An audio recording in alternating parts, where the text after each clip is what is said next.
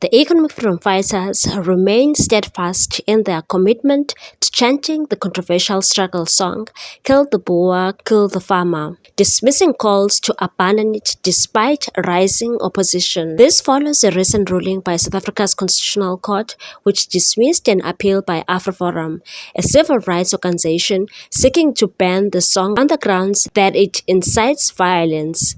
The court ruled that AfriForum's application had no reasonable prospects for success, effectively upholding a previous decision by the Equality Court that found the song does not constitute hate speech but is protected under the right for free expression. In a discussion on SABC, EFF Member of Parliament and Central Command team member Ngobile Mhlongo reaffirmed the party's stance, stating that the song is symbolic of the broader struggle against economic exclusion, and said, "We will continue to sing the song. There is a victory now. The matter is closed. They can go and cry in the streets if they want to." Mhlongo said so, criticizing opposition figures who reject the court's decision.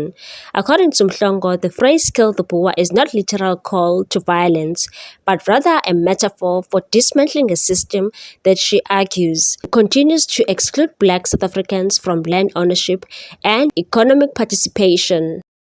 And said, "We continue to call for kill the Boer, kill the farmer," meaning we must destroy the system that excludes Black people from having economic power. "We will sing it until they turn blue and green. There is nothing they can do about it." AfriForum, a vocal opponent of the chant, has long maintained that the song fosters racial tensions and could incite violence against white farmers.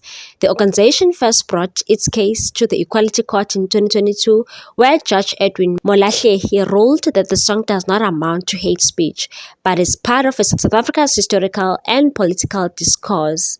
The Democratic Alliance national spokesperson and Member of Parliament Willie Ocamp also denounced the song during the SABC panel, arguing that it threatens social cohesion and deepens racial divisions, and said, "Ask yourself if this contributes to nation building. It does not. We recognize the injustice of the past and we must never forget them, but we also cannot repeat history by dividing our country along racial lines. We should be united, not driven apart." The ruling marks the latest development in a contentious legal and political debate over freedom of speech, historical redress, and reconciliation in South Africa.